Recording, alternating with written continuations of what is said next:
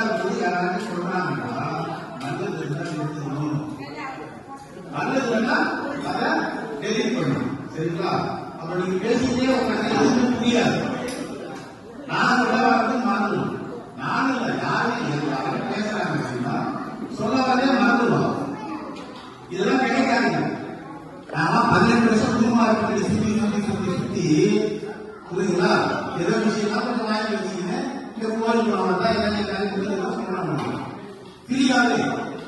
எல்லாம் 500 ரூபா போகுது அப்படின்னு கொஞ்சம் வாங்கி வச்சுங்க. டீச்சர் தீட்சை தீ என்றால் மனம், சனினா ஒழிவு, மன ஒழிவு. மன ஒழிவு யாருக்கு இருக்கணும்?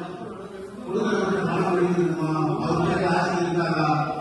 அவர் ஒழுக்கத்தில் இருக்கிறா? அவர் உண்மையிலே யோகியா ஞானியா நமக்கு தெரியாது.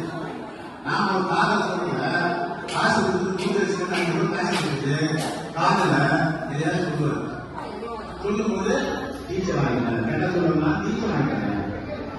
டீச்சர் வாங்கிட்டு நீயா அலையா நாயா அலையா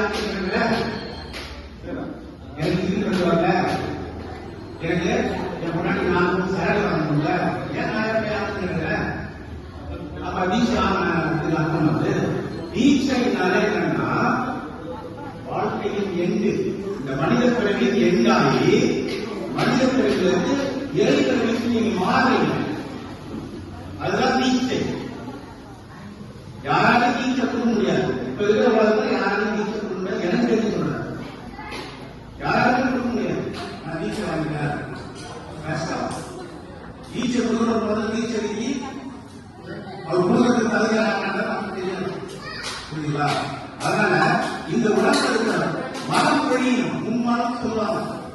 உடம்புல இருக்கிற மும்மனம் ஒழிக்காதான் இறைவனை பற்றி பேசவே முடியும், இறைவனை பற்றி அர்த்தத்தை சொல்லவே முடியும். எனக்கு மும்மனம் ஒழிவுதான் இல்லை. நான் உணவு சாப்பிட்டேன், என்னடா சாப்பிட்டு ஒரு கடைக்கு போனேன், $120 நான் கொடுக்குறாங்க. ஒரு $50 வாங்கி வச்சிருக்கேன். ஆசை இருக்கிறதுல நம்ம விளையாட போகணும், வேறு கூட்டு 2 மணி நேரம் நமக்கு சத்தியில் வந்து நாம் உங்களை மீன் கிடையாது. வெறும் கை கூட அவ்வளோ ஈஸியாக சாப்பிட மாட்டாங்க. இன்னும் வெஜிடேரியன் 32 வயசு வந்து வெஜிடேரியன் இருக்கும். அதனால கொஞ்சம் சத்தி சொல்லிட்டு ஒரு 50 மாதம் வாங்கி ஆசை யார் இருக்குது? இந்த உடம்பு நம்ம நல்லா வச்சுக்கணும் அப்படிங்கிற ஆசை. கிரீடினஸ் இல்லை, பேராசை இல்லை. பேராசை பெருநஷ்டம், பேராசை இல்லை.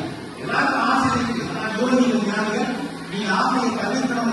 உலகியல்ல ஆசையை தவிர்த்துட்டா நீங்க எதையுமே நீங்க நிறைவேற்ற முடியாம போகுது.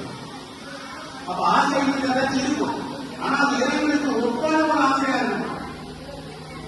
என் கனவு நான் இருக்கிறேன், எனக்கு குழந்தை இல்லை, அந்த குழந்தைங்க வளர்க்கணும். குழந்தைக்கு கனவு தானே பிரம்மத்திலிருந்து அப்பா அம்மா வழியா கடவுள் குழந்தைக்கு தக்க வளர்க்கணும். அது நல்ல ஞானத்தை கொடுக்கணும், மிகப்பெரிய அற்புதமான ஒரு படிப்பு கொடுக்கணும், அதெல்லாம் செல்வ செழிப்போட கொண்டு வரணும். நாங்கள் இருக்கலாம். இறைவன் நீ வச்சுக்கப்பா எதையும் வெளியே கொண்டு வர எனக்கு உள்ள இருக்குது. அதனால இந்த பிள்ளைகளை நான் வளர்க்க சொல்லணும். எனக்கு இந்த ஆசை இருக்குல்ல, அதனால இந்த ஆசைப்படுறத நீ தயவு செய்து மன்னிச்சுடு அப்படின்னு இறைவனை கேட்டுக்கோங்க. இறைவனை பார்க்கும்போது நான் ஆசைப்படுறதுலாம் பேராசை இல்லை. இந்த உலக